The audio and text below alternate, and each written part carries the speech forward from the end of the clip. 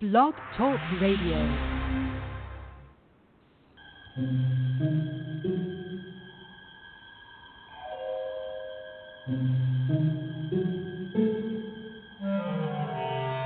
Archangels, ghosts, and Bigfoot, oh my.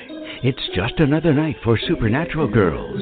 Real stories, real answers to life's biggest supernatural mysteries. And now for another exciting interview with paranormal experts from this world and others. Here's your host, paranormal researcher Patricia Baker, on the one, the only Supernatural Girls.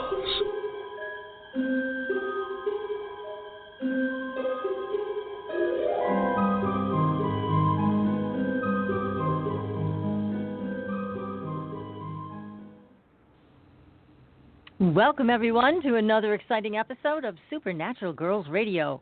I'm your host, Patricia Baker. I am here with my co-host, Patricia Kirkman, PK. How's it going there in hot Tucson? Oh, you know what? I just figure I've got my own sauna. All I have to do is walk out the front door, and it's just dripping wet in a matter of minutes. I know. What a good detox, huh? Oh, God. That's right. And we have in fact, the my opposite cheeks here. are even sagging. Yeah. Why can't we put the two of it together? Wouldn't that be nice? I know. You could have some of our rain. We could have some of your dry weather. It has been raining nonstop here. And as I was just saying, the roads are getting flooded over, and I've never seen so much rain all at one time. East Coast. Yeah, East Coast has really been getting it, I noticed. We're getting it. We're getting it good. I know. It's time to build that ark. Oh, my. Well, we've got a great show tonight, do we not? Oh, we certainly do. Not a doubt about that one. This is going to be very titillating for everyone to check this one out. I know it, because we have so many people in our audience that love to know about shamanic procedures, rituals, ceremonies, and our guest tonight, Erika Beunaflor, is going to tell us all about the MesoAmerican side of this, which is incredible. I mean, there's so much to all of this. There's a lot of different aspects of these rituals, and Erika herself is a Curandera. I hope I'm saying that right. I bet she says it much prettier than me. But anyways, she has studied in Mexico, Peru, and Los Angeles, and where she is right now. But we're going to bring her on in a few minutes. But first, of course, we've got to check in with you, PK, about the numbers. What's happening? Well, before I even touch on the numbers, I want to remind everybody that tomorrow we're having a blood moon, which will be the longest total lunar eclipse in a century. So it'll be an hour and 45 minutes long. So pay attention, folks. That's tomorrow, definitely. But also, what are the metaphysical implications of that? Okay. Well, let's put it this way. What does that mean? It just means that it's going to be beautiful to see. It has a great impact on it. The color is going to be a real deep red or a reddish brown. And instead of going completely dark, we're going to be able to see it this time. But it just, the little shorter things ongoing. But what I'm getting more than anything else is the lunar eclipse is going to be fabulous to look at. But Mercury retrograde starts tomorrow, too. And that's not again. And that's why we're having all these problems with communications and electronics. And remember, we tiptoe into it. So even though it starts tomorrow, we've been dangling in some of this stuff for ages. Well, for the last week and a half at least. But what is taking place is everybody don't make your major plans. If you're born with Mercury retrograde, then you're okay. You can do things that others can't do. But for the rest of us, the retrograde just knocks our socks off. So what's happening here, anything to do with communications is going to be a problem. Anything to do with travel will find to be a problem. Contractual issues, anything to do with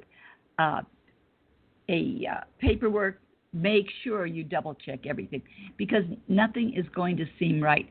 You'll get it fixed, you'll think it's correct, next it's wrong. It's just the retrograde is going to bite us all in the backside where we sit. No question about that. When does it over? It's one of the longer ones. It'll be about the 18th or the 26th. I forget which.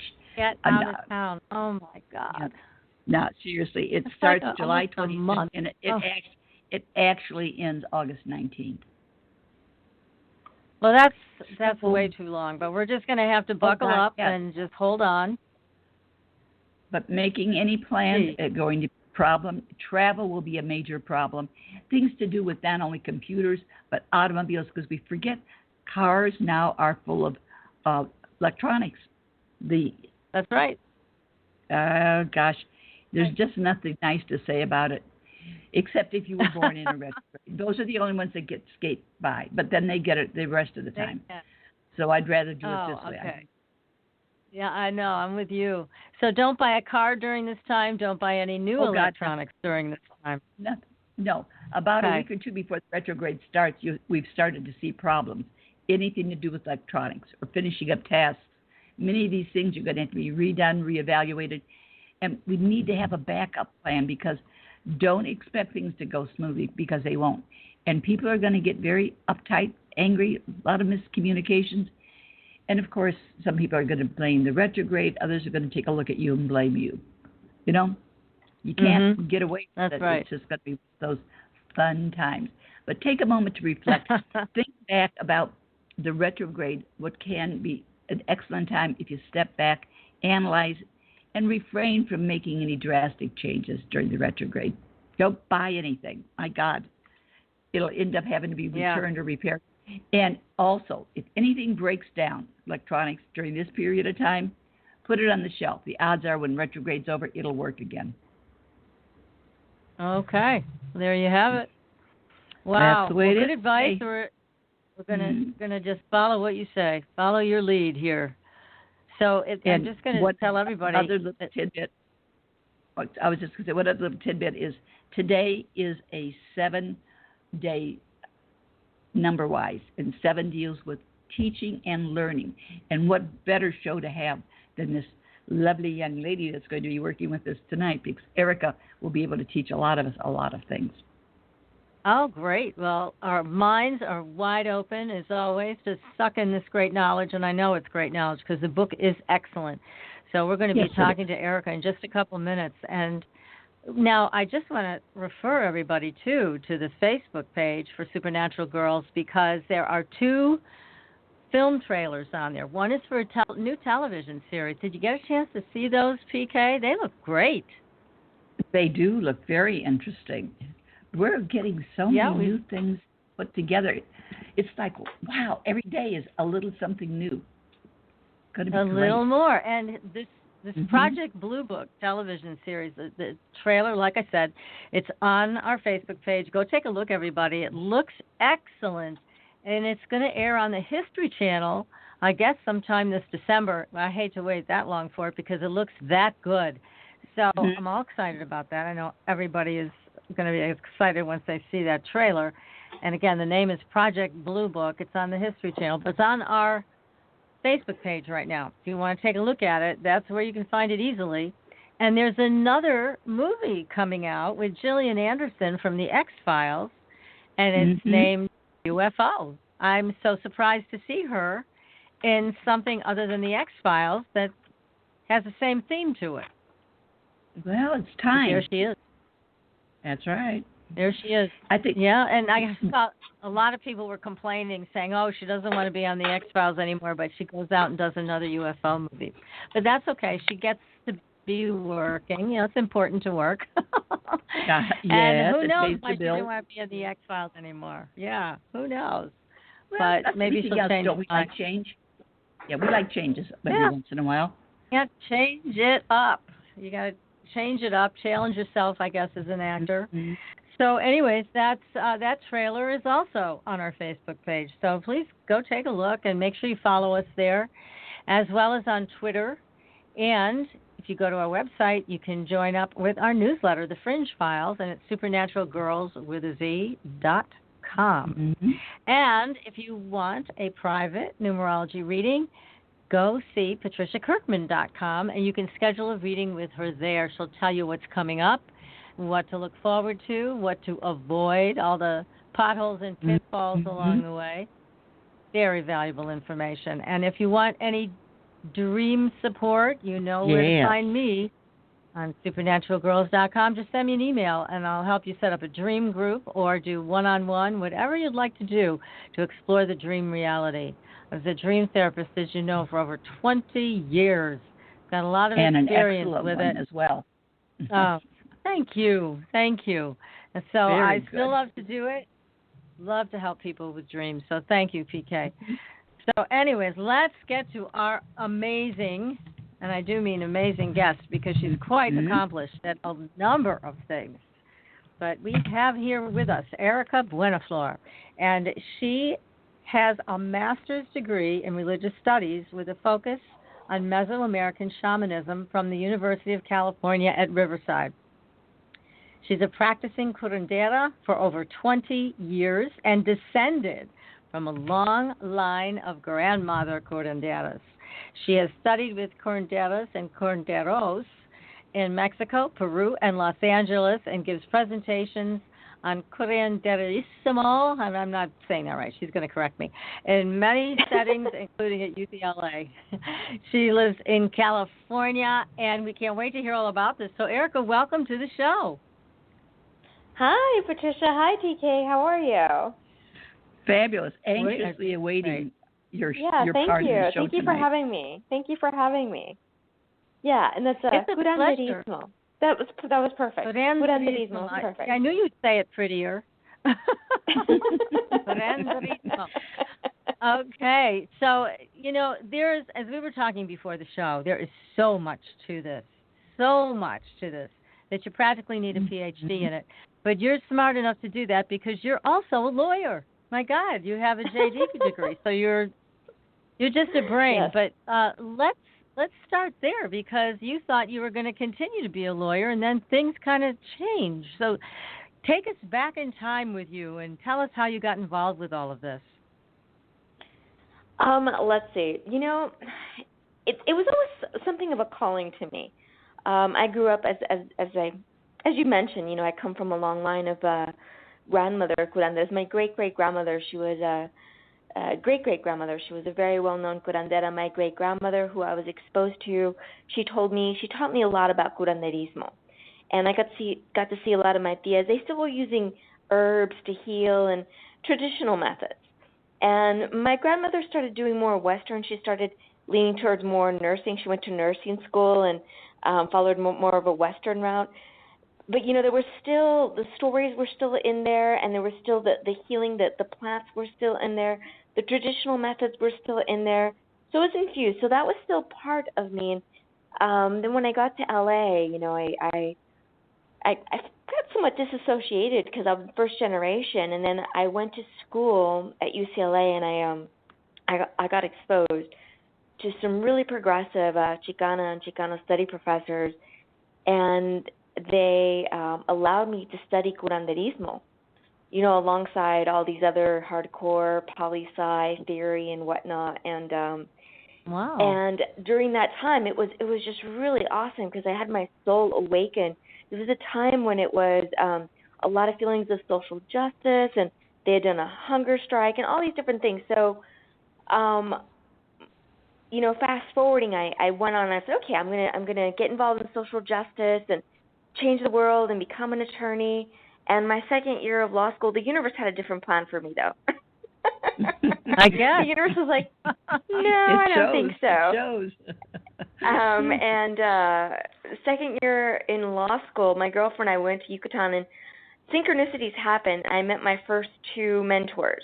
And I also met this really interesting gentleman who had property there and in the Tulum, and he let me help him out, rent out the property. So that basically funded my trips to go down to the Yucatan. About every 4 to 6 months I was going down there, and I was mentoring with my first two set of mentors, and I did that for about 7 years. And at that time, 7 years later, I was an attorney. I was like living two lives. I was an attorney, and I was still curandera mentee. And I was also taking other classes here when I was still in the States, and there's something that happened in 2005. I was hiking, and I went into this very deep meditation. I didn't ground myself, and I woke up being airlifted. 3 days later, I was told that I had a skull fracture. Yeah, I had a skull fracture, a brain hemorrhage, left AC dislocated, 2 vertebrae in my back fractured. I completely shattered my coccyx. Left leg I fractured in 3 places. Right leg knee down, bone shattered and came out of my heel. And 6 weeks later, when they put the bones back into my heel, they found out that they didn't do a culture, so they put it back with an infection. So I got severe osteomyelitis, and the bones ate away at the infection were eating away at my bones. Oh my God! And I was told all these horrible things. I was told I was never going to be able to walk again. I was going to be in pain the rest of my life. All these horrible things. And when everybody left my room, I knew it was time for me to step into my power. Because even though all that time I was mentoring, I was incredibly stubborn. I was so stubborn. I was like, but I'm supposed to be doing this. I'm supposed to be of service this way. And I thought that that's what I was supposed to do.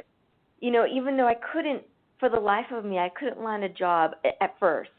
And this, later on I did. I started doing more social justice issues. But to get a job in a nonprofit is like winning the lotto. Especially at a law school. Yeah. And I just thought to myself, this is what I'm supposed to do. This is how I'm supposed to be of service. And I kept moving forward. And I just said, you know what? It is time for me to embrace who I am, or else I'm going to be handicapped the rest of my life. And I choose to embrace who I am. And the universe also forced me to slow down because I was in a wheelchair for almost a year. And during that time, I put into practice everything that I had learned as a Curandera mentee. And I also had some really amazing experiences, when that really forced me to stop, to wake up that these weren't coincidences of what I was experiencing, that these weren't just something that I could disregard. When the doctor had told me, there were various doctors there was one doctor that I had that I really liked, because this doctor never gave me any limitations. I had all the other doctors, after they were done with their surgeries, when they started giving me limitations, you're not going to be able to do this, you're not going to be able to do that, because I knew I was going to be fine. I knew that. And I would turn to them and say, okay, you're done with your surgery? Okay, you're fired. Yep, there you go. Kind of crazy that way. Good, get rid of the bad.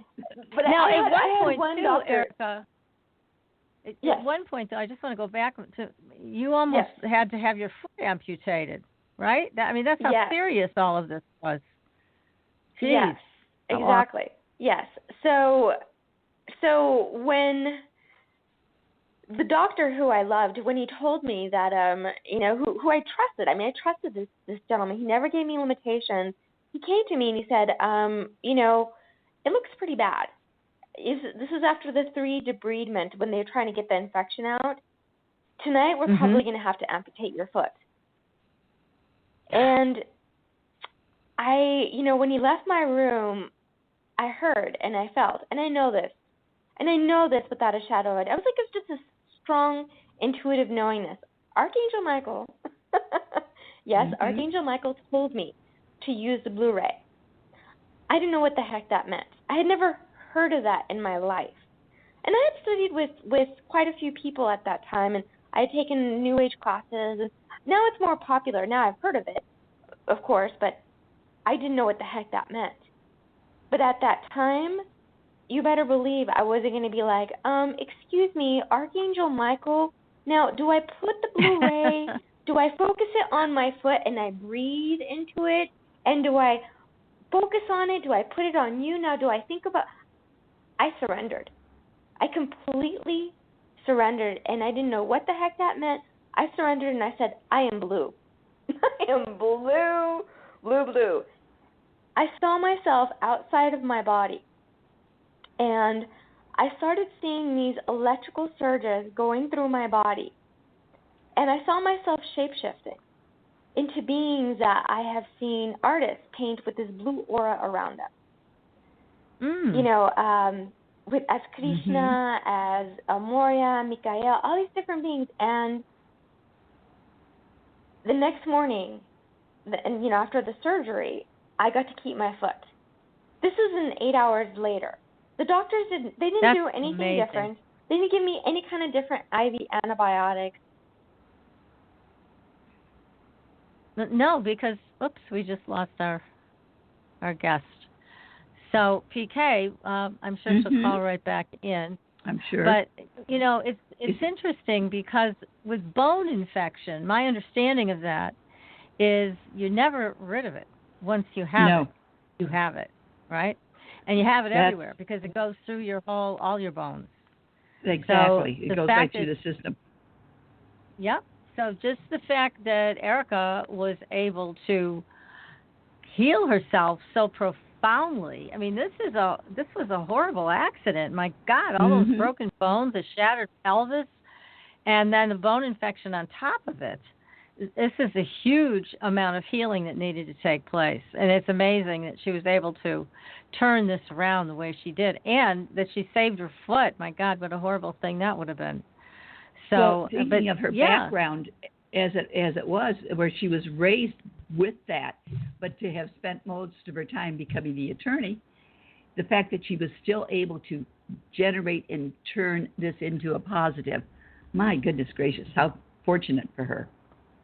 I know. And here she is back with us right now. I don't know what happened, but all of a sudden, the little gremlins took you off the air, Erika. When you turn blue, don't leave, okay? Yeah, so I got to keep my foot. And, you know, that was a big wake-up call for me.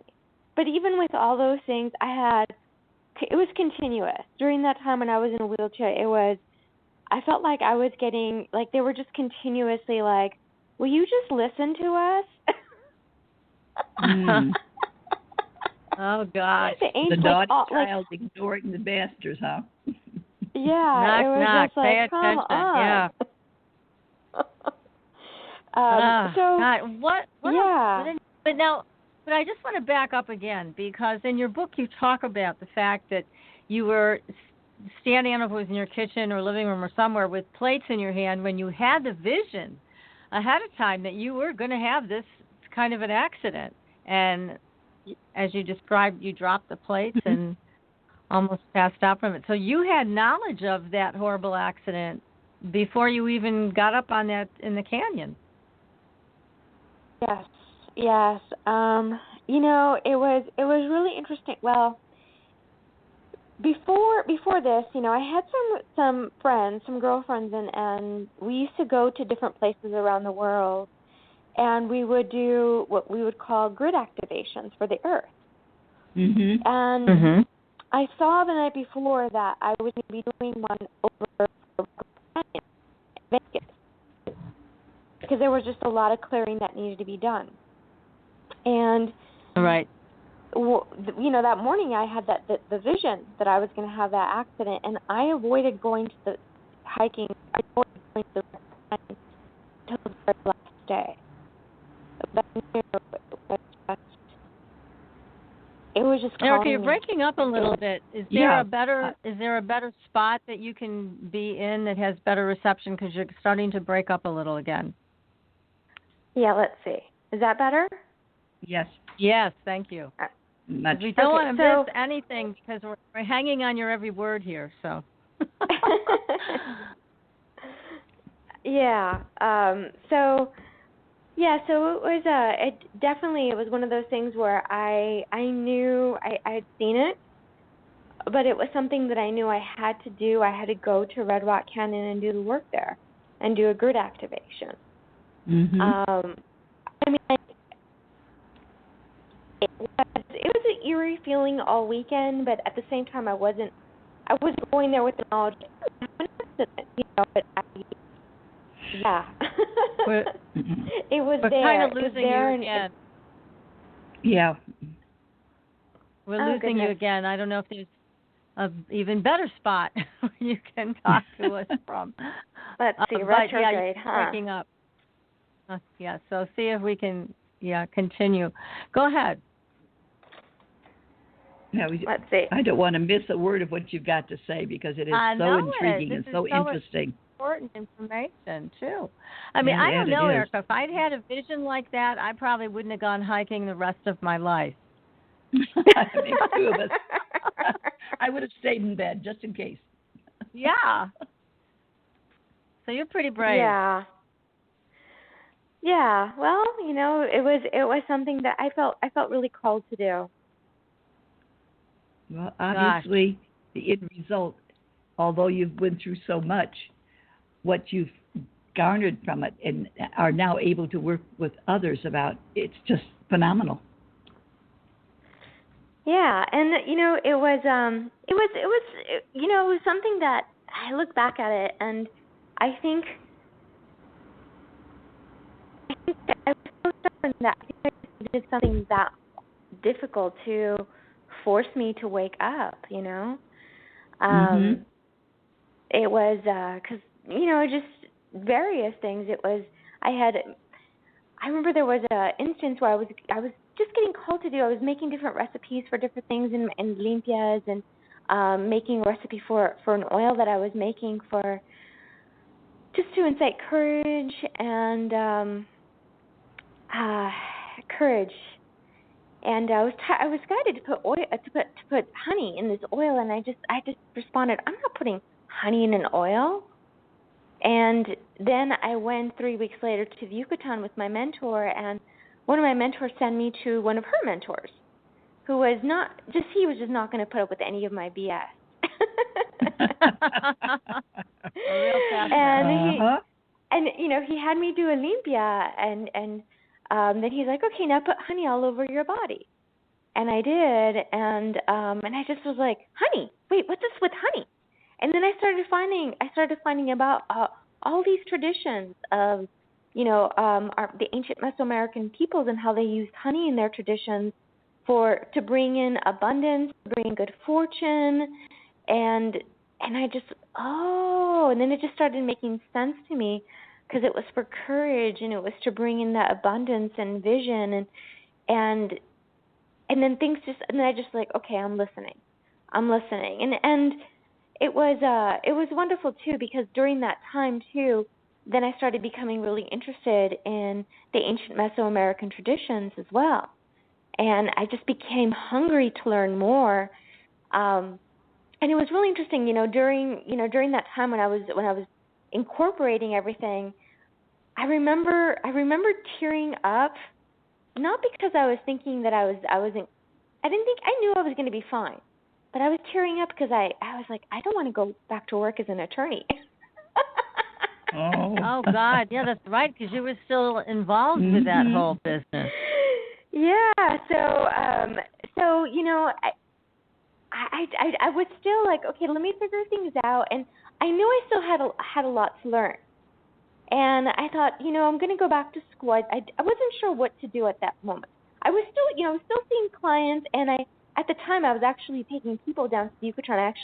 After I got better, like literally after I got better and I met my second meta mentors, I planned a trip down for people, and I planned a trip for people to teach them about spiritual healing and about Mayan traditions and awakening. This was back in 2007. I started my first trip. And 2007 and 2008, all throughout 2008, 9, and 10, I was doing that, and I became very, I decided to go back to school because I really wanted to understand the ancient traditions as well, and go back and understand the roots, because although my mentors knew a lot about the traditions, I didn't know a lot of the questions that would help me to understand a lot of the things that helped nuance my practice.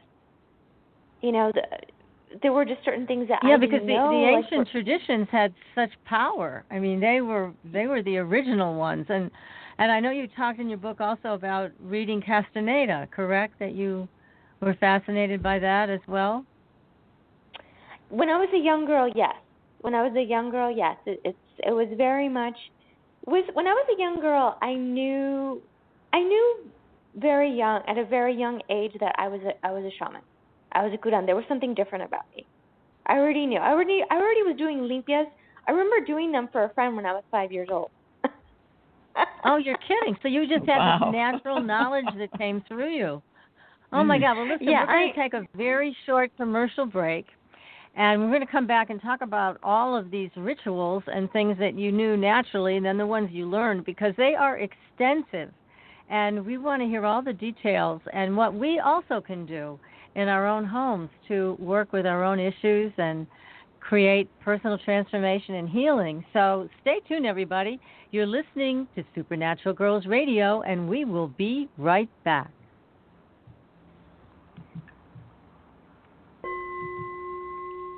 Are you ready for a new experience of freedom and powerful connection? Would you like a positive, effortless change in your life?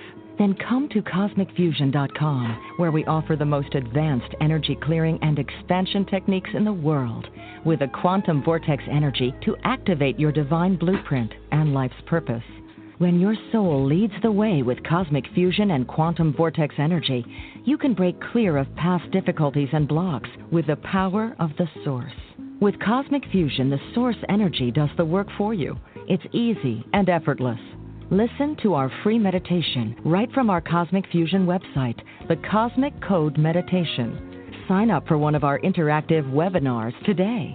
Come to Cosmic Fusion, www.kosmicfusion.com, to experience an effortless awakening and transformation. Are you ready for an upgrade? Are you ready for a new experience of living in the fifth dimensional magic and powerful connection? Then visit CosmicFusion.com today. CosmicFusion.com.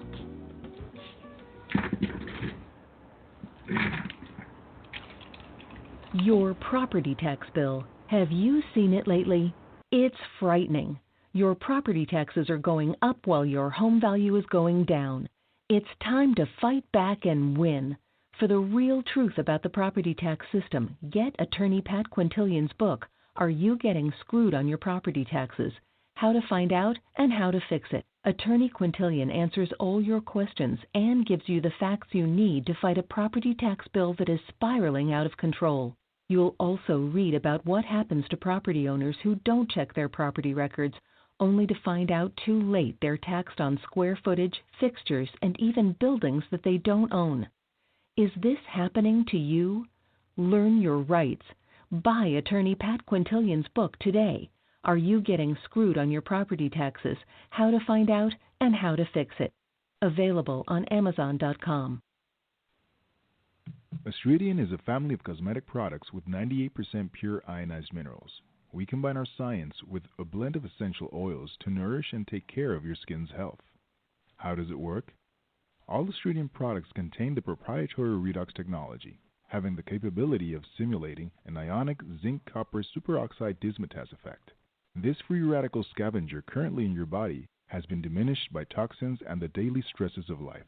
It is a perfectly balanced mineral complex that all $200 an hour dermatologists, their professors, and ancient history have proven. Redox technology is a process of reducing the skin's oxidation by transferring electrons from a radical state to a stress-free normal condition. Oxidative stress is a form of cellular aging, and as science has proven, a precursor to disease. The free radical theory of aging states that organisms age because cells accumulate free radical damage over time. Damaged cells are not beautiful, but healthy cells are. The Astridian family is presented in 4 different uses that cover unique benefits to your body. They are the Essential Anti-Aging Series, the Multivitamin Series, Sports Series, and Professional Series. Regain your youth with the power of Astridian. Visit www.astridian.com and inquire. Use the code SUPERNATURAL and receive a 10% discount on your first purchase. Astridian, the beauty of being healthy. Welcome back, everyone, to Supernatural Girls Radio. I'm your host, Patricia Baker. I am here with my co-host, who is roasting away in Tucson, PK. and our fabulous guest tonight, Erika Beunaflor, who has a new book out. And Erika, I'm going to let you say the title because you say it better than me. There makes two of us that can't say it properly. You did that to trick us, right? This is where I wish I studied Spanish in school, right? So tell us the name of your book. It's Cleansing Rites of Curanderismo. And then the sub is Limpias Espiritual. Yeah, Cleansing Rites of Curanderismo. Yeah. Mm-hmm. Okay, and it's available on Amazon and I'm sure in your local bookstores also. And we're talking about these rituals and ceremonies that came to you when you were a small child. You were able to do these for friends, you said. Tell us more about that. Mm-hmm. Well, it was just something intuitive that I knew to do. I would know, for example, I would get bougainvilleas, flowers. I would just steep bougainvilleas to help for sore throats and for headaches. I just knew. It was just a knowingness where, I just would get things. I would bring things together. I knew how to tie things. I knew how to tie to stop pain in certain parts of the body. I just knew it was something that was passed down. It was a knowingness. Wow, that's quite a gift. I would help my grandmother in certain ways. I'd always do sobaderismo treatments for my mom. That sobaderismo is it's a healing, it's a cleansing, it's a healing, it's a acupressure, massage, and cleansing, all in one. Energy healing too. Oh my goodness. Now it looks like from reading the book, there's really no limit to what these rituals can accomplish. Everything from healing you from your catastrophic injury to treating people that have depression or even anxiety. So it runs the gamut on what it can work with. Correct. When there's in various different situations, everything from. Well, tell us some stories. So as you became a healer, Curandera, and you studied with these mentors and people all over the world, basically. Give us some stories of some of the work that you've done, some of the people that you've been able to help heal from certain things.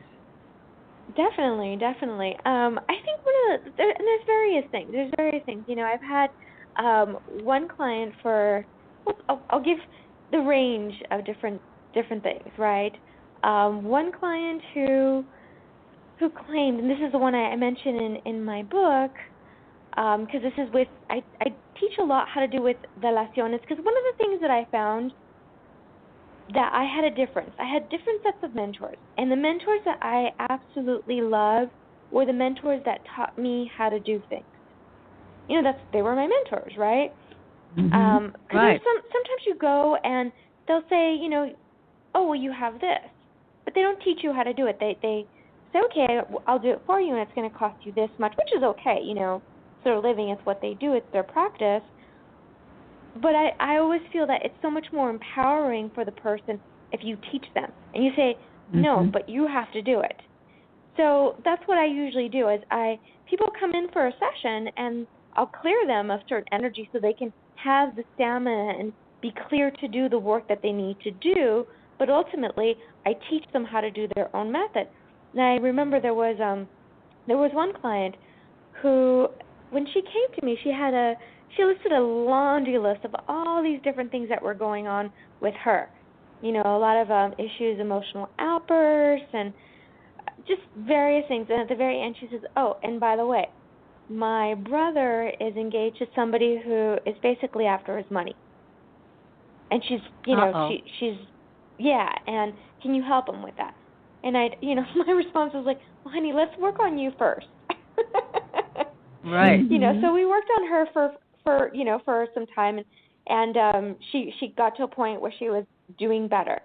She was being a lot more responsive rather than reacting to things. So I taught her how to do a velación, which a velación is candle work. And I had her do, it's 8 white candles, and the central candle is a candle with Archangel Michael. And I said to her, I said, okay, for the petition, what you have to do, though, because I always say things, it's always ethical. I always ask for the ideal situation and everything, because I feel that, one of it's ethical, and there's also, if someone has strong will, you can't force anyone to do anything. Right. We That's all true. have, we all have the right to our own situation. We all have the right to live our life, to make our choices. So I said to her, I said, okay, what you can do is you can ask for, that any energy that is less in love and less in light between, the fiancé and your brother be transmuted with and by the sacred fires of God's love, God's light, and that your brother is able to see truth. And 2 weeks later, after the velación, the candles went out, her brother asked for a prenup. The fiancé left. Wow. How about that it, a telltale story? That's powerful. God. And, and then there have been other... sorry, go ahead. I just wanted to mention that the candle work you describe in the book has a lot to it. And you talk about when you light the candle, if it produces black smoke, it means one thing. If it's white smoke, it's another thing. I mean, there's so many different aspects to the candle work. And I know our audience is very interested in that. It's so powerful. Yes. Yeah. So the candle work, there's, the candle work, it's divinatory. It's very much divinatory in nature. I mean, you can clear things, and it can tell you. All the Limpia tools, they're sacred tools, so they always give you insight of what's going on. After you do a cleanse, you read the tool, and it'll tell you a lot more about what's going on. So, for example, for the candle, if you light it, and there is like a black smoke comes up, there's going to be some obstacles coming your way. Just are. It's not going to be clear. It's and then also while it's burning, while the candles are burning, if the candles go out, if one of the candles go out, that means that you need to get your mojo up. There's something that the person who's lighting the candle, who did the work, there's some obstacles. Everything needs to be redone. Light that candle and redo it. But there are some things that need to be clear. It's like letting you know. It's like there are some obstacles there. Doesn't mean that it's not clearing. It's just letting you know, hey, be aware. If the candles while they're burning, they're hopping, they're jumping, they're like, yeah, that means they're basically, they are doing their work for you. They're like things, they're just moving things. Like things are just going to be really like quick for you, like instantaneous and quick. If it's really, really slow, like it's just like barely, like it looks like it's going to go out, it's struggling. But it doesn't mean it's not going to be clear. It's just struggling. It's just struggling. There's, and if at the end when the candles are done, if there's, for example, black smoke, if it's like black, that means that someone or something has not been wishing you well, and for whatever reason, the person has internalized it. And sometimes the glass breaks and that has broken it. It's not one of those things like, people get alarmed by that, because I had one lady, for example, that came to me who she had been in a very dysfunctional, to say it nicely, marriage for 8 years.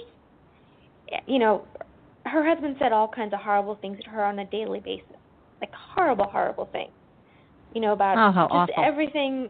Yeah, I mean, just everything under the sun. And she finally got to the point where she finally got the courage to get a divorce. Because she's like, this is not living. So he was at the very beginning, he was like, I'm not signing any papers. I'm not giving you any money. I'm not signing any papers. You're on your own. And, God. she came to me just distraught. And this isn't the first. I've dealt with a lot of situations like this. This is just one of the most recent ones. And the thing, she had internalized a lot of things, a lot of negative beliefs about herself as well. So when she did her first velación, and she showed me a picture. All the glasses were like black. I mean, black, black, black. She's like, holy mackerel. I was like, oh, honey, you need to do a lot more. Yeah. Her skin just do a lot of clearing for you. But, after, she was diligent in that. She began, working on that, doing a lot of limpias. And I want to say from when she first came to see me, I want to say 2 months later, that he actually signed amicably an agreement. She didn't have to go to court. Right. I mean, it was just like amicably. Everything that she wanted, the alimony, the child support, everything that she wanted, she got. That is tremendous. And actually, you're touching on an issue that it's just rampant in our culture today, where women especially, I'm not saying it doesn't happen to men because it does, but women especially can get into these positions. And oftentimes, even in today's culture, contemporary culture, women sometimes give up their career and then they are without money if they need to leave the relationship. And I've always felt this, and I know you also have, PK, that there's a missing piece when it comes to breaking out of a relationship that's abusive. And I think this is it. Erika, I think this is it. This is the missing piece that women and also men in this situation need. Because it's without the spiritual component and without this ability to clear on so many levels, people are going to stay stuck. I mean, how many women do each of us know that keeps staying stuck? They can't seem to break out of it. And I think it's because they don't have this element involved in their healing. So your work is so important in so many ways, but certainly for this in particular. When a person is I was going to say, when a person is working with you, how long a period of time does it, I'm going to say, usually take? Is it something that can be done very quickly? Is it depending on the circumstances, how long the sessions go? I just ask, how long does a person have? We are multidimensional, honestly, because everyone has different goals. Like, for example, that client, when she got her divorce signed, after that, I didn't see her again, which is cool. I have one client, for example, who has worked with me. I have a couple clients that have worked with me for actually a few years. This one client has worked with me. He's now a few months. I don't know where he's at right now, but I know I just saw him actually last month. But I know that in July when I saw him, he had raised $80 million for his company. Oh my goodness! Wow. Where he initially claimed to me he was starting a business and he was going to close shop. Oh. So, God, what a change. Yeah, I mean, yeah. It just depends. Do they come to you on we a all want to weekly know basis what ritual or monthly or whatever? Yeah, how do they, what is the duration that you prescribe for them when they're working with you? I don't really prescribe a duration because it really depends on the person. Mm-hmm. It really depends on the person because, for example, like the lady who was working with me, because one of the things that I work with too is soul retrieval. And this is actually going to be on my second book. And I integrate this too because all the Limpias always integrate soul retrieval too. Is the moment somebody starts getting their power back, I let them know. And this is in the relationship situation, a power dynamic, an employee, any kind of power dynamic. I say that person is going to contact you. What are you going to do? And for example, with the last example that I shared with my client that was in a divorce, he indeed called her and she started going out with him again for a little bit, and that happened to another client too. It just happened, and that's up to them because I said, this is going to take longer. I guess so. Yep. This is going to take longer. Do you want to take longer with this? And that's up to them. Because it's really, honestly, it is up to the person. How, because as I explain in my book, in the platicas, I always give people homework. I always tell them, this is what you have to do. this is what you have to do. Because I always tell people ways to get back their power. Because for whatever reason, something, or maybe to be more in their power, to be more, to go further, to progress in that. Because when they start doing that, then it's also too about how far they want to go too. How far do they want to go? Because this one gentleman who has been working with me, and another client, a couple of them that have been working with me, they know, and they're remembering that they are creating the reality that they choose. Well, and I catch them on that. Right. We all are doing that, whether it's unconscious or conscious. And so in the work that you do as a shaman and a curandera, I mean, that's very important information. I mean, I know we all have heard from shamans who have said you have to reclaim every part of yourself, that you have to embrace every part of yourself. And you even hear vestiges of that in the emotional freedom technique, or tapping, however you want to refer to it. So there's all of this self-acceptance that people are missing. Now, I know you said you worked with homeless people. Let me bring up another issue, because it's always being talked about in media like it's the end of the world. But the opioid crisis, where they're saying people are getting addicted to all of these pills, and then they go to heroin because it's cheaper and easier than getting the pills. And, I mean, I see that as a spiritual deficit. Now, do you work with people that have those issues? Yes. I do to a certain extent. They, especially depression, and they usually take a little longer. Yeah, that makes sense. Yeah, I can. Oops. Yeah, and we lost our Erika again. The gremlins took Erika, but she's coming back soon. But, this is, again, another important issue. I said retrograde was starting tomorrow. It's starting today for us. But anyways, the opioid thing, everybody's talking about it, and the government is making a big deal about it. But, this, again, is the issue that is, it's like the elephant in the room. People neglect talking about the spiritual side of this. So, Erika, you're back. Thank you for calling back in again.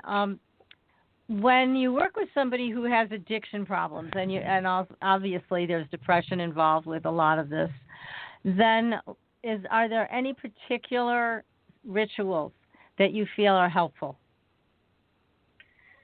There are, a lot of times it's a lot of things with cleansing, with soul retrieval cleansing, with soul retrieval work, is finding out when does that happen, because there's something there. There's a lot of it has to do with accepting us as a child, accepting us, and they're usually intertwined with feeling, why don't I know this? Why don't I know me? Why don't I have it all figured out? And I tell, that's what I'm reminding them. It's like, that's insanity. We're actually, and this is something that the Mexica, also known as the Aztec and the Mesoamerican people in general, they knew, is they call what they have, it's a nepatla. It's an understanding of nepatla, that we're always in change. We're always understanding ourselves. We're always in flux. That there's no, we think that we're supposed to have it, Western society thinks that we're supposed to have everything figured out, that we're supposed to know everything, we're supposed to know on our roles. And one of the things is having them indicate in rituals and declaring rituals is having them understand and really embody them, that we are always in change, and that it's okay to not know, that it's okay to figure out what our happiness is and not to feel bad about that, because that's a lot of things. It's when I have, and that's why a lot of people, when they start coming to me, I have people that come to me initially for just breath work, just like breath work. They're not necessarily coming to me as, as a curandera. They know what I do, and they like, when I'm doing the guided journeys, when I'm doing trance journeys, and I'm encouraging them. It's like, it's okay if you don't know what your happiness is. And they're like, oh, that's the first time they've ever heard that. Because they're like, they Wow. feel like, why am I not happy? I don't feel happy. And I say, it's okay. Mm-hmm. It's okay. We're all figuring it out. It's what's madness is that we think we're supposed to have it figured out. That's madness. You know, it's okay that Yeah, that type of mentality. I mean, it is truly mental. I mean, it is an overuse of the brain and not coming from the heart. So it's you're so. I agree with everything you're saying. I mean, it's so important to take a step back and go, I don't need to figure it out. I just need to feel what's happening right here and now, and it can be enough.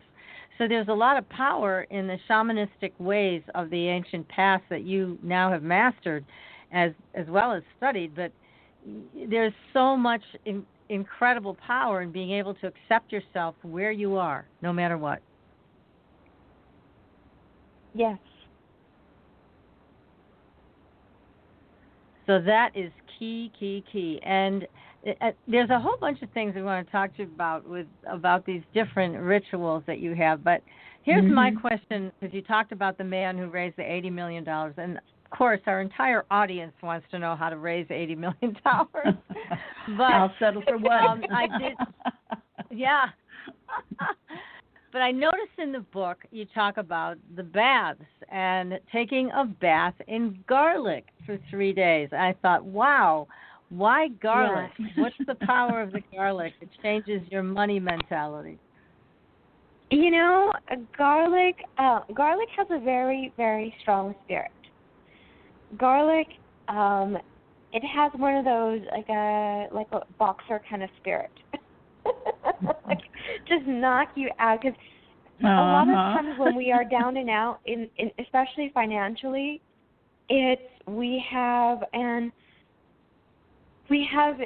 embodied, we have allowed ourselves to think all these, we have allowed ourselves to be in situations where we feel stuck, we feel trapped, we feel this, and garlic has a strong spirit that just wipes those things out and clears those things out of the way, because that's a lot of the things that the ancient Mesoamerican people, that's what we did, is we worked with the spirit of the plants, and that's why we knew certain things would be good for certain things. So garlic is wonderful to clear any kind of financial issues, you know, and it's done 3 days. It's done in a way where it's done 3 days in a row systematically, because it's to clear that those repeating things, you know. So you do it at the same time of the day, you know, at the same time of the day, and it's believed that with that cycle, you're clearing more fully just that energy, and also the residuals of that energy that the person, or that you know, that the person has allowed in their lives for that those conditions that they've allowed and attracted for financial issues. Yeah. Now, with the garlic, I forget how many cloves. Is it 7 cloves that you recommend? Yes, or correct. How many cloves? Correct. So 7 cloves heads, that people 7 heads. put in their bath water. And is there Yes, they anything boil. else that people do with that ritual? Do they have to light candles or have a certain state of mind when they do these baths? Well, you know, for the baños, one thing that's absolutely critical is you have to clear your space. You know, so in the bathroom, because you can also do it with buckets. You know, with a 5-gallon bucket. Okay. You know, wherever you're doing the limpia, you have to clear the space, because it's also, I discuss in my book, is the space is also spaces are also believed to have their own spirit essence as well. It wasn't, you know, spaces were not just inanimate objects. You know, they would believe that, and that's a lot of the time too. It's and I'll go back to that. You know, in terms of insomnia, a lot of people have insomnia because they haven't cleared their space in a very long time. But when you take a bath, it's really important to cleanse your space first. You know, whether it's with, I'm sorry, go ahead. Yeah, I just was going to ask you exactly what you were going to talk about, is what do you use to cleanse the space? So there's many ways to cleanse the space. and I talk about many of them in my book. So a few of them are very simple. You can use a bundle of dry herbs. All herbs have cleansing properties. All herbs, but they have to be dry. Oh. Okay. All herbs have, they all have wonderful, wonderful cleansing. Rosemary, and they all have additional gifts, but they all have cleansing properties. Another wonderful way is to do what's called a sahumerio, and that's essentially a smoking out, and that's getting a charcoal tablet and putting resins on it. I like to use copal because copal is an offering to the divine and also clears out spaces. Another really effective way that just instantly clears things out is a couple handfuls of Epsom salt, some rubbing alcohol, and you put a little dry herbs in there, and it just clears out the room. And it's also believed that not only are you clearing out the room, but you're feeding the essence energy of, your bathroom. So that bathroom will help facilitate the cleanse for you as well. Now, I'm curious, when you use the garlic, do you peel the garlic or do you leave it in its skin? Okay, because that would be a question that someone would be asking, I'm sure. Yes, absolutely. Good question. Yeah, because all of these rituals, you've got to follow them pretty, in all their detail to have them work properly, right? Mm-hmm. Yeah, I mean, I've had someone do it in a hurry, and it actually worked for them when they just did the 7 heads. But I feel it's more potent if you kill them.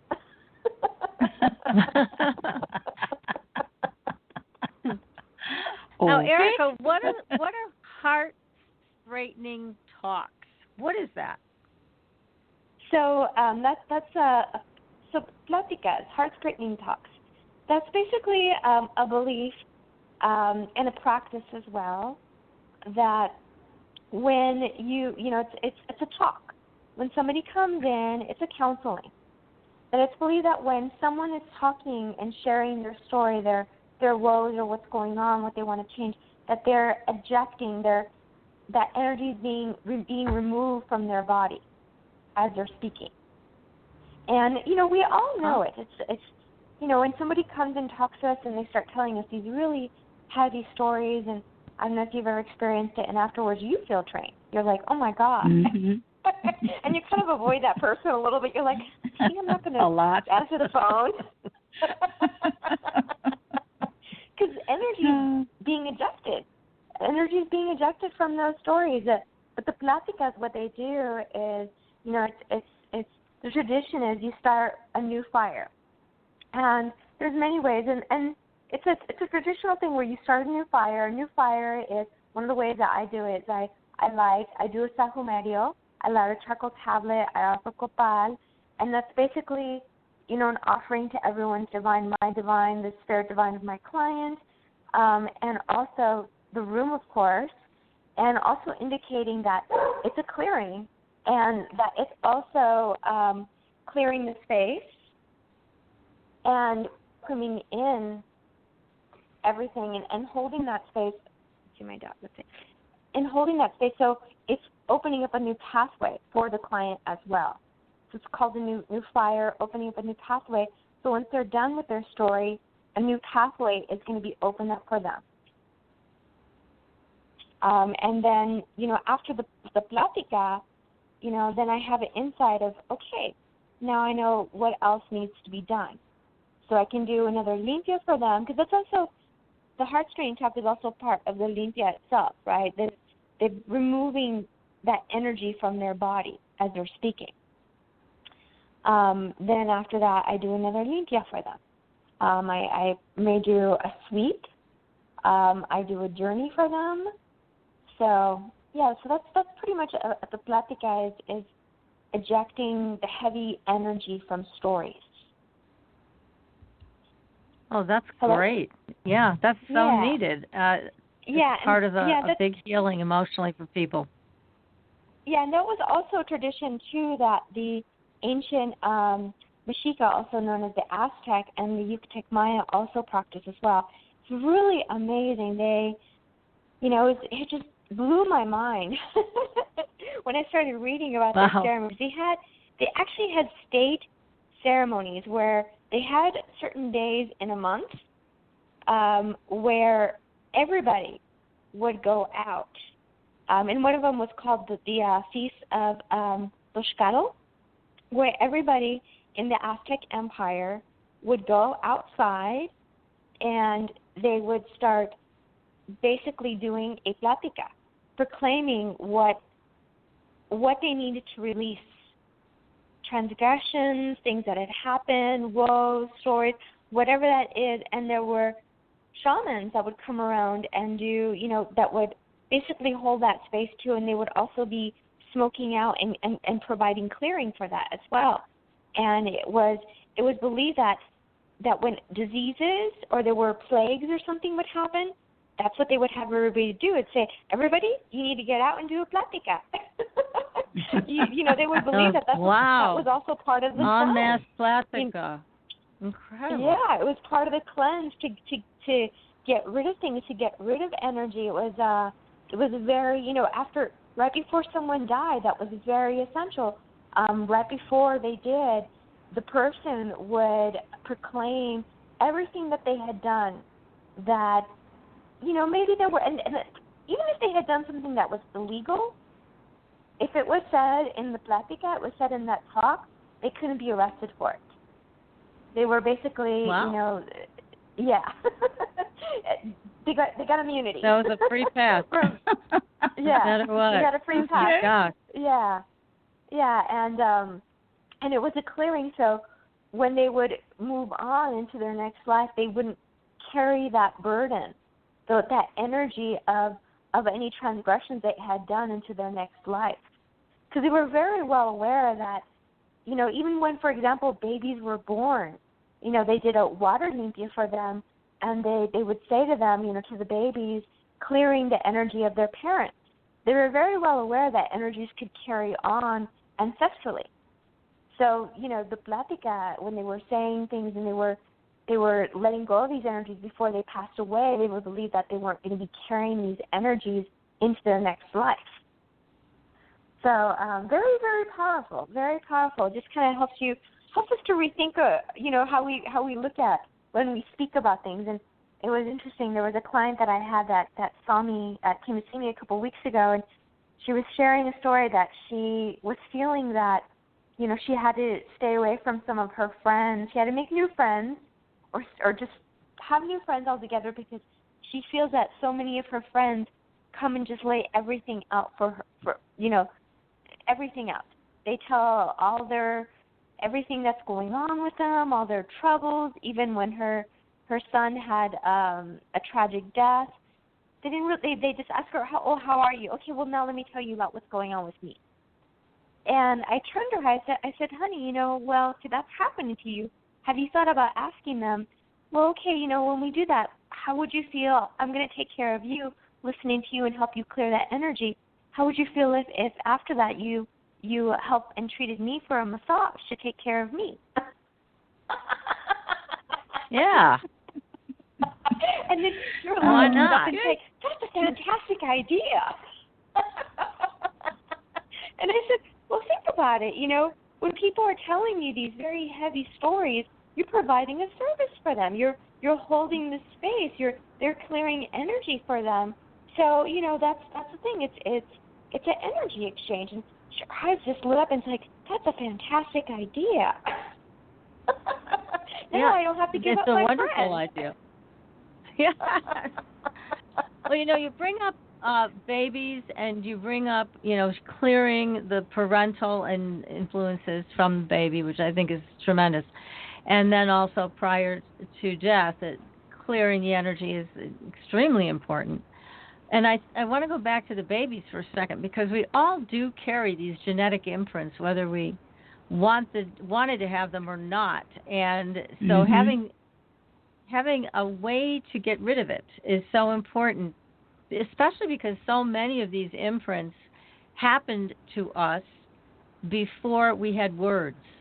So it's hard to clear if you had this happen to you, this imprinting, before you had words. But here's a way to do it with one of these rituals, right? Mm-hmm.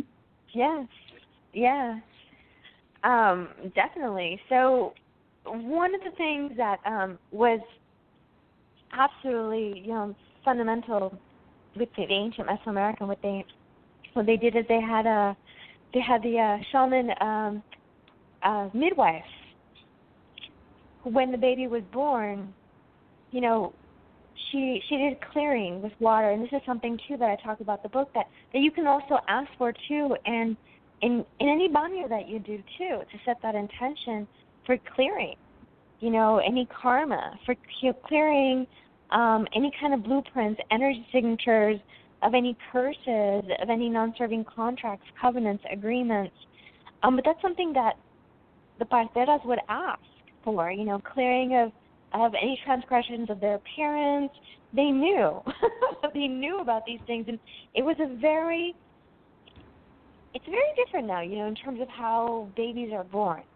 It's very beautiful still, of course, but, back then it was like, you had a whole team of shamans, depending, of course, on the person's status and what they could afford, but you had at least one or two or three people helping you,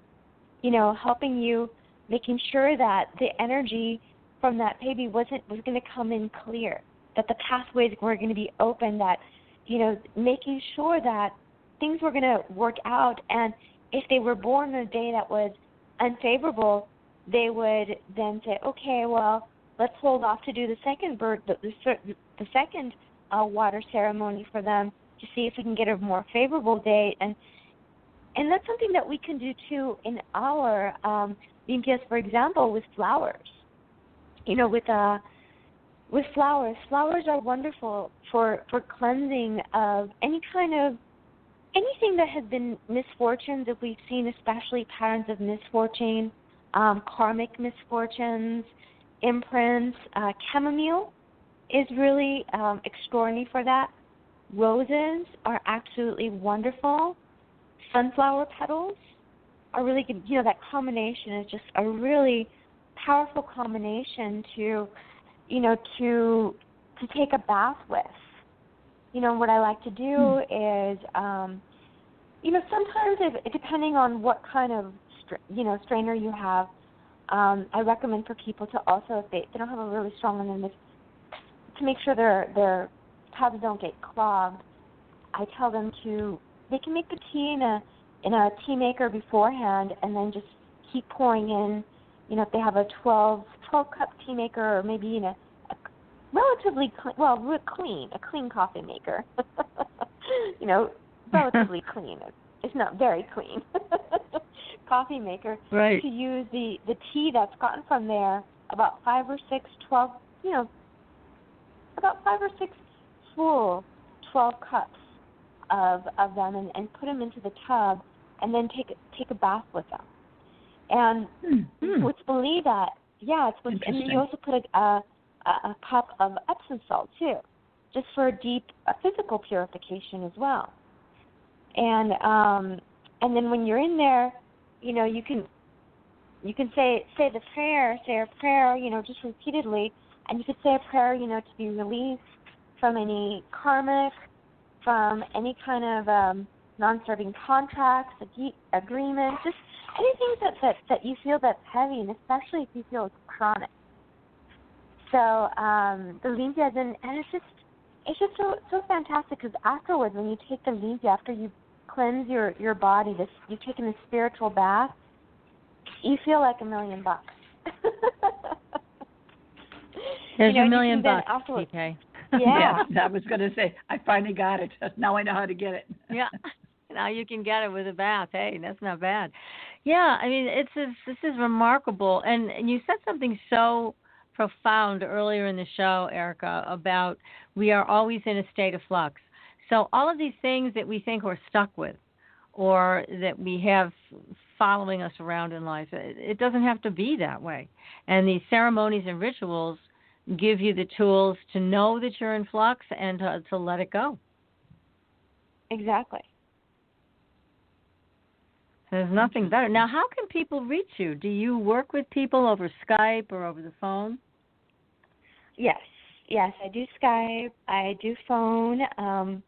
People can reach me through my website, realizeyourbliss.com. They can go to the contact. They can email me at erica@realizeyourbliss.com. And I have online classes, too, that I have on Limpias that are going to be, they should be up in August. They should be by the 1st of August, that I teach people how to do the water, fire. I show people how to do it as well. The water great. Limpias, the fire Limpias, how to do space activations, the different offerings for your space, because you can also activate your spaces with certain energy signatures and various things. So I can do that as well. That's great, so that people can come to you for private sessions. They don't have to live in LA to find you. They can find you on the internet at your website, realizeyourbliss.com, and then they can communicate with you via email if they want to set up an appointment or join one of your classes. And again, your book is excellent, Cleansing Rites of Curanderismo, or I think I said it kind of close, but I'm going to have you repeat it again. I was going to say, let's let Erika do it. Yeah, really, we got to let Erika do it. But it's a wonderful book because you have packed so much information into this book. I mean, when I was reading it, I was like, oh, my God, thank God I have this in a book form so I can refer to it, because there's so much to all of this. And yet, I'm sure to you it seems simple because it's innate. I mean, you were born into this. But how nice that you're able to help people over the internet and with Skype and everything else, that you can just help lead them through these ceremonies and healings. Now, from your catastrophic injury, because that was pretty horrible, do you have any residual problems from it, or were you able to heal yourself completely? Completely. Wonderful. Completely. That's yeah. impressive. You know, actually, really impressive. Very recently, one of the things that I didn't do for a very long time, I just didn't do it, was running. And I'm actually running now. I actually have been running because I actually found out that I really like to run. I run now every day for about 45 minutes.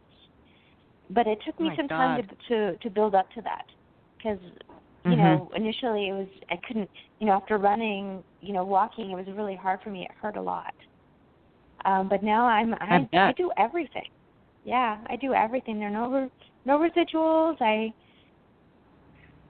Thank you, and I'm so grateful. Like, I'm so grateful that there are no residuals. I do this with absolute gratitude and absolute humility. I'm so grateful that there are no residuals. That's this truly is fabulous amazing for us. Erika. Yeah, that's proves so how wonderful what you inspirational. do is and can be. Yes, exactly. Now, let me ask you another question, and this is about when people are trying to clear themselves, or they're doing these rituals and trying to let go of things that are in their way. Do you ever encounter people that have entities attached to them that need to be cut loose? Yes. Unfortunately, yes. It's always one of those situations that it's tricky. It's tricky because it's one of those things that the person really has to be aware of them and be okay with it, because a codependency relationship actually starts forming, especially if it had been there for a long time. And sometimes it's completely, I don't know if it's unconscious. I think there's some level of consciousness about it. But there's some, it's having the person become aware of it and being able to see it. And that is what I have found, because I have found that, I could, just extract it, boom, boom, leave. But what ends up happening, it's like you just left a hole. You just yank something out and there's a hole there. And nature doesn't like traumatic. a vacuum, so it's going to be filled. Yeah. Right. Yeah, it could be a little traumatic for the person. So what I've learned is to gracefully have someone become aware of, what's going on, and I start helping people realize, some people tell me, I said, do you know why that's going on? Do you know? Because I don't think this thing wants anything good for you. That's why you've been stuck in this situation and this is happening. And they start saying, I said, yes, yes, yes, what do I do? And I let them know. It's like, okay, one of the things you have to do is you have to continue to raise your vibration. You have to make it impossible for that thing to not want to be there. So once they start doing that, once I start seeing, because it takes an amount of discipline. It really does. Because I've done it, and I've done it when it's really gracefully and successfully. Successfully being that the person is like happy, like there's no side effects of depression, there's no trauma. Because I've seen it when I've seen it from, I've seen it where the person just has it and they're just like, whoa, what just happened? What just happened? Because I really now. Do you see these entities? How do you know they're there? Oh, a little bit of everything. Okay. a little bit of everything. Sometimes I see it. Sometimes I feel it. Like, when it starts like reaching out, kind of like, I can feel it like kind of attacking. I should say, like trying to like get me to, it just depends. Sometimes they're not nice, really not nice, and sometimes they're just absorbing the person's energy. They're not, and I can see it just like a parasite. And then that when it's something like they're not that vicious, then it could be pretty graceful. It could be something that I could do with the egg limpia. But ultimately, I always have to ask the person, where are you at? Because the person has to really want the shift and be ready for it, because it's still going to leave a gap. It's still going to leave a little bit of a gap, and they have to be like, okay, yes, I want to change. This is what I'm willing to do. This is what, and I have them do mantras, very simple mantras, 13 words about what you love about yourself. And you have to say it repeatedly. I don't care if you feel like because people will tell me that they do that and they feel like they need to puke. They need to purge after doing that. After a few hours, they feel like they feel like they need. Gosh, so it creates space, but people may be uncomfortable with that space because they're not used to it.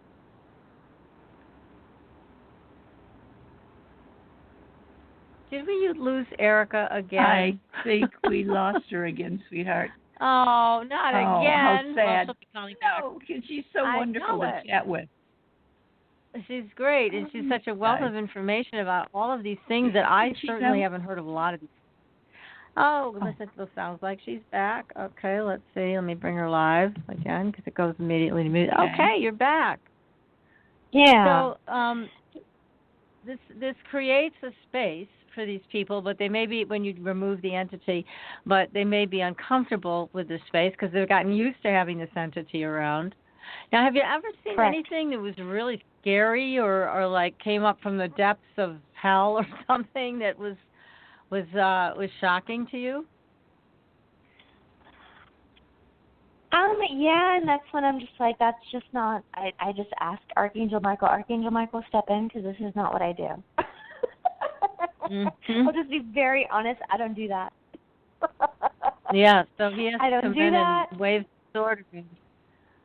Yeah, I don't do things like that. When people ask me, do I do exorcism? I said no. Sorry, I don't do things like that. Yeah. I just don't. There's other people that do that, and I have seen it, and I just say, okay, Archangel Michael, thank you.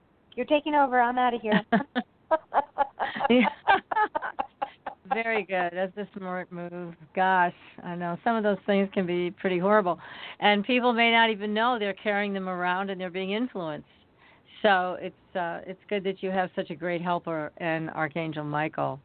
That's wonderful. So when you now your family, how do they feel about the work that you're doing? They're generally supportive. It was a coming out of the closet kind of thing. It was a slow transition, a slow progress, and I just, now they know, and I think some of them feel a little awkward especially like the younger millennials. Because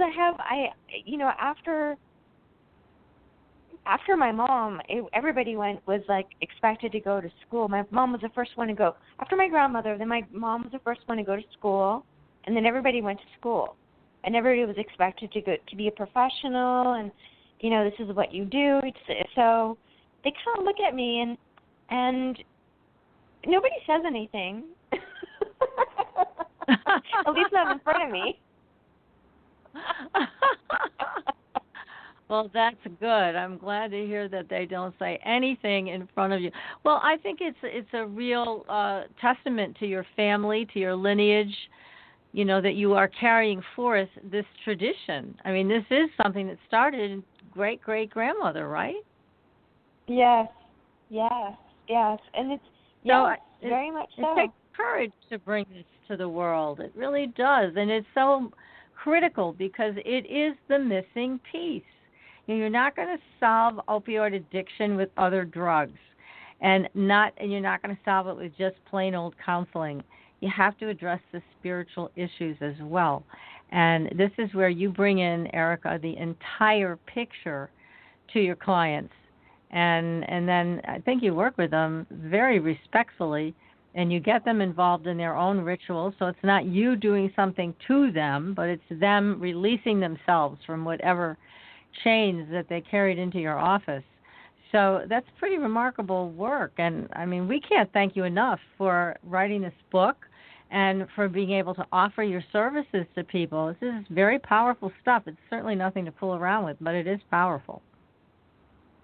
Thank you. Thank you as well. I'm so grateful to be doing this. I'm so honored and I'm so grateful to be doing this. It's been such a joy listening to you. Yeah. Oh, thank you. You have you're welcome. And you have the ancient history of all of this, too, which I think is so important because this didn't come out of the air. This has a long, long history behind it. Now, way back when, I'll ask you this one last question, these people were able to practice this without fear of retribution, right? So it's healers in the time of the origination of the Catholic Church really kind of had to watch it. And what about the healers in Mesoamerican tradition? Did they have to also be careful, or it was just such a part of the culture it was accepted? Oh, no. No, this is something. No, they did horrible things. Horrible things. The Spaniards to the indigenous people throughout hundreds of years. I mean, genocide. There's just terrible. Horrible things. I mean, Landa, who was one of the gentlemen who actually wrote one of the books that we have on the Yucatec Mind, which is a great book because has excellent ethnohistorical records on there and information on there, but he was actually in Spain for the atrocities that he committed. I mean, he just it killed so many people. Anyone that he thought that was practicing any of what they thought was worshiping the devil, executed. I mean, there was just they were sad. Yeah. I was hoping that they escaped this persecution that seems to follow people of principle and who have this healing ability, but I guess nobody's escaped it. That's really too bad. But thank goodness you don't have to face that, Erika, in this day and age, and you can bring your gifts to all of us. So please, again, give everybody your website and the name of your book. Yes. It's realizeyourbliss.com. The name of my book is Cleansing Rites of Curanderismo. Mm-hmm. Say that so beautifully. Yes, it sounds lovely when she says it. Yeah, really. It sounds like poetry. Well, anyways, Erika, we can't thank you enough for coming on the show with us tonight. And for anybody who tuned in late, we will have an archived version of this. You can listen to it at your convenience. This has been a great show. Next week, we're back to UFOs, everybody. So until then, we'll see you on the Blue Highway. Good night, everyone. Good night. Good night. Thanks for listening. Tune in next week for another radio adventure with Supernatural Girls.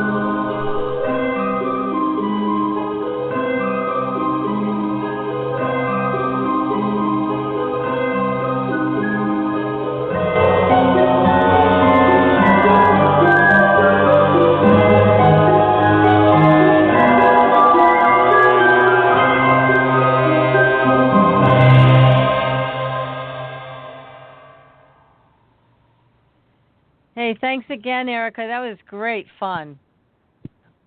Thank you so much. It was delightful. It was a lot of fun. That is for sure. Mm-hmm. Thank you. Thank you. Have a wonderful evening. And you too. And please keep in touch about your next book. We'll have you back. Yes, please. Please. We look forward to it. We would love it. Okay, have a beautiful evening. Love it. Thank you. Thank you. Okay, Take care. Good night. Okay, Bye. good night.